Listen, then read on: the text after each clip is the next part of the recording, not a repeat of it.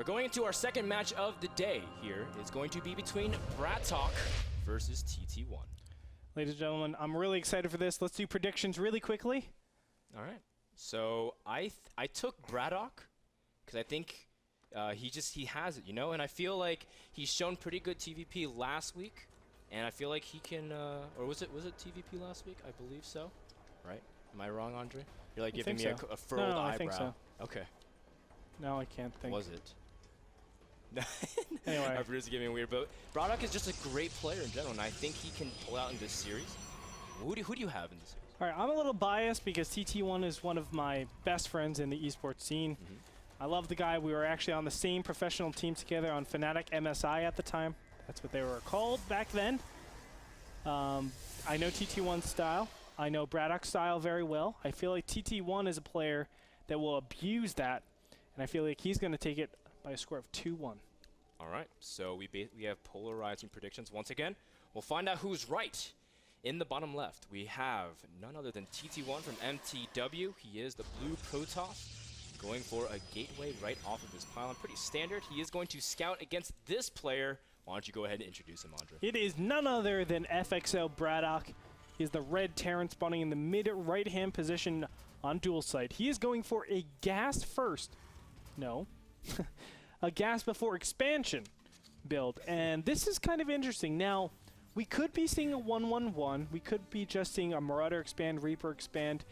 There's a lot of different things that this implies. This single refinery implies. Normally we're used to gasless expansions, but on TVP, specifically on dual site with this open natural, I kind of assumed that we would see some sort of gas. Yeah, and I'm starting to remember last week when I saw Bratok play that really funky game. I believe it was against Night End, and they basically had the most unconventional. It was kind of an old school TVP, but with a lot of weird dynamics thrown into the early game. And Bratok, will see whether or not he's going to try to improve upon that. We do see that he's walling off completely now. What is TT1 going to do in response? Is he going to get second gas? That's going to be a big question. Or is he going to try to go for a fast expansion? Normally, you don't get a second gas in this position. You actually get a Nexus. Main reason for that, if it is a 1-1-1, you want the second gas, you're actually coin flipping. You can stop a 1-1-1 a lot more efficiently if you go for an early Nexus. That sounds kind of weird, but normally you are able to materialize off of this one base and really, just start up the macro and do a lot of damage. Some statistics for you that we've been preparing. TT1 does have a 48% win rate against Terran, but he's never played against Bratok. And Bratok has a 60% win rate against Protoss. What do you think about that, Andre? It's not good. He's been, before his loss. Not good for my prediction. Before his loss last week to Night End, he was 11-2 in his past TVP, so Bratok, he has a pretty good percentage win rate, but of course it's about how you play, not necessarily about your history. Bratok is going for a factory. Now he is also getting a reactor on his barracks, so pretty one base play for now. It does look like a 1-1-1 is gearing up. However, there is no second gas, so I take that back.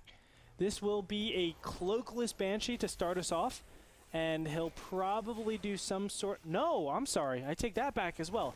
It's going to be a medevac. It's going to be a medevac.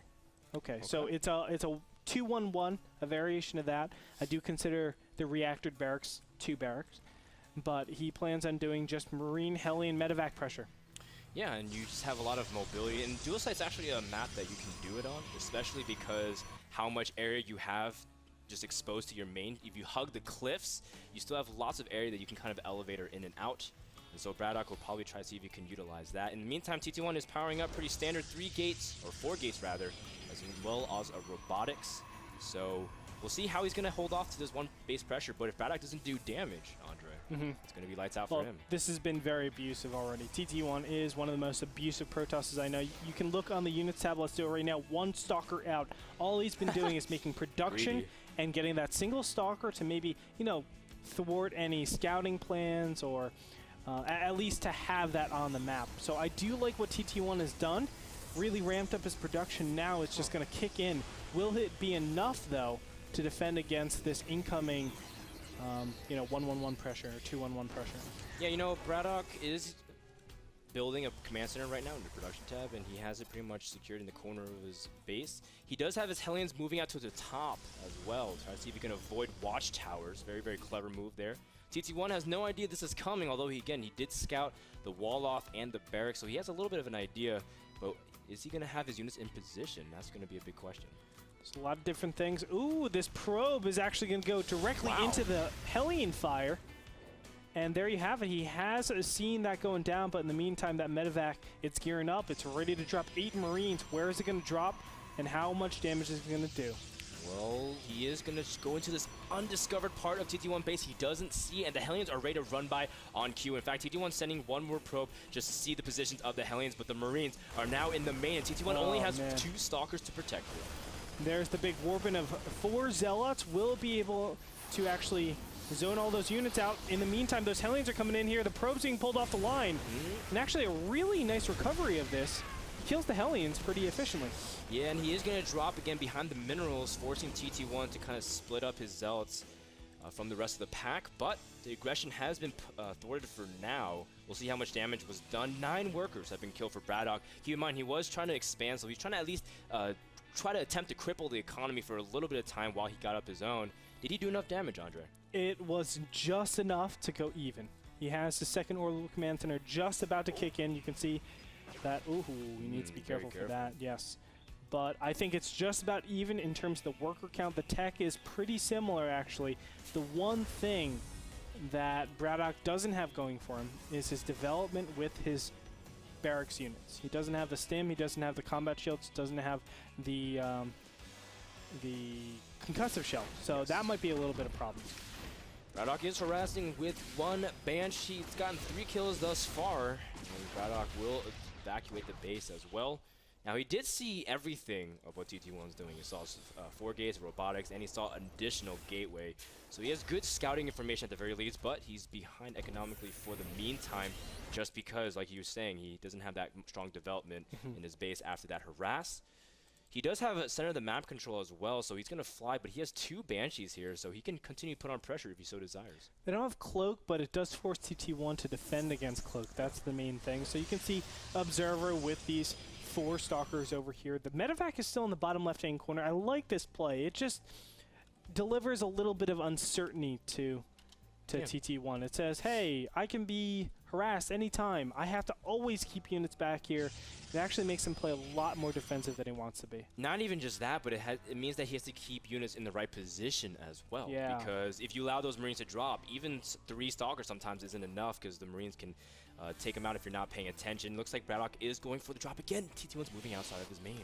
Unfortunate, the 2 Banshees are also getting in here, and the 4 Stalkers in the back were evacuated, so this is the perfect timing for Braddock to do some major damage. Will the Marines actually cut off all these probes? No, he won't get them in time. Oh man, they're unionized now. Until Braddock pays them a little bit more, they're just gonna move. They're gonna sit there. In the meantime, TT1's moving out to the middle of the map. He's gonna trap some of these Marines and Marauders, and Braddock is not marking them whatsoever. And TT1 with a little bit of overkill on force fields, but still managed to take out a huge chunk of the Terran army. Nice pickup from Braddock. He was able to salvage a lot of those units. There, the Marines are actually finally shown.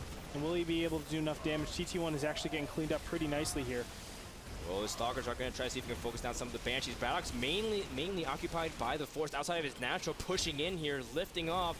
Braddock's attention is being pulled everywhere. He's trying to force stuff up the ramp. The supply depots are not up, and so Braddock is going to have Zealots in his face in just a second. We do see a little bit of jumbling of units. TT1 here not fighting the most efficiently. 1 Immortal is not in the fight whatsoever, and Braddock is pulling a lot of his SCVs, but the Forces are actually helping Braddock at this point.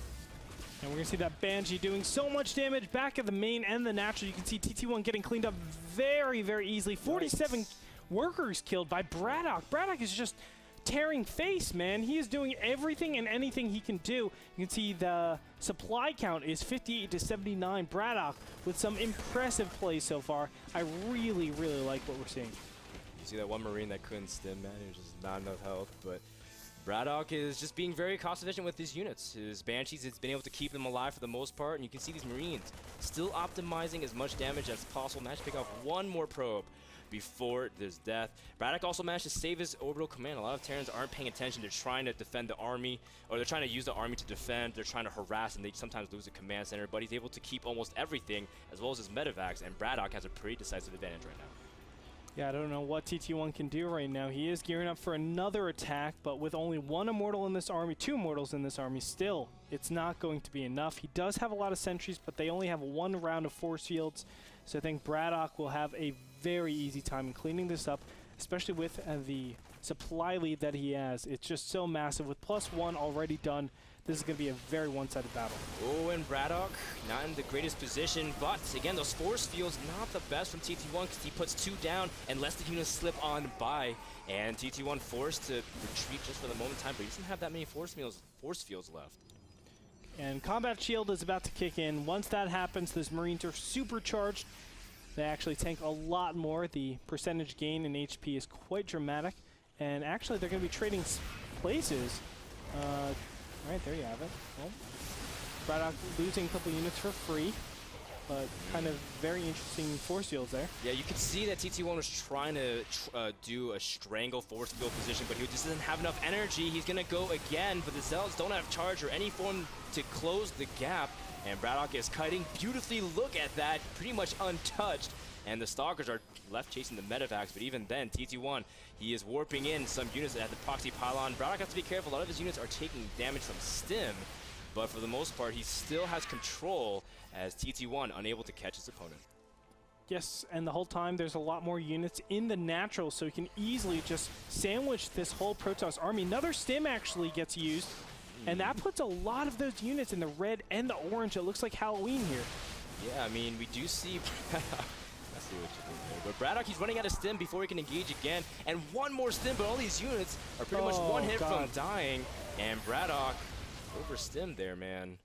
And you can see that those Marines and Marauders are running on their last legs. Yeah, unfortunately. I mean, those armies were actually really funny. Stim's one hell of a drug, considering how long they were just out in the middle for so long. It was just a micro battle.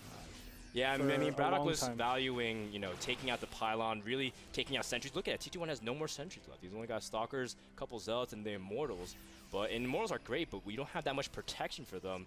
They are very vulnerable to the Terran army. And it's unfortunate, because TT1, he wants to go and press in, but he just doesn't have the units. He doesn't have any capabilities to actually defeating a Marine Marauder army like this. Now that +1/1 is finished, TT1 is only at 0-0. You can see a big problem. Now, the Sim forward, picking off the Immortal immediately. A nice job. There it is. GG, ladies and gentlemen. TT1 will fall, and Braddock will take the first game. Nice job, Braddock. And you see that Braddock, despite the fact that he opened up a lot less economically mid-game minded, he still managed to do enough damage, and he just kept the pressure on. In TT1, he was doing a good job initially defending all the forms of harass with the drop and the Banshees, but just fell apart when he tried to go for a timing attack. Yeah, that one push that TT1 did, I understand where it's coming from. He's basically saying, I have an invincible army right now. If we went head-to-head, you would not be able to kill me. Yeah. Well, that's how he felt. He felt like my Immortals are a lot quicker than your medevac timing. Normally you need medevacs and you need those upgrades. Stim, combat shields, +1/+1, things like that, concussive shell. You know, Braddock did not have all of those, and TT1 felt very comfortable in pushing out. Unfortunately, the little tiny harass was able to keep him up and just do enough damage to TT1. If that was not there, TT1 would have had a very clear win in that game. We'll see whether or not if TT1 can turn it around. Meanwhile, thank you so much to the sponsor of that game. It's actually Kingston HyperX, because the program reschedule. Kingston HyperX supplying a lot of great technology and gear, memory, and SSDs. Thank you so much for doing so much for esports in general. So we'll be back with game number 2 between Braddock and TT1. Is this a little bit inside? We got to lean. We'll be back after a quick commercial break. I'm just doing some stretches, guys. Don't go anywhere. More action than NASL coming up next.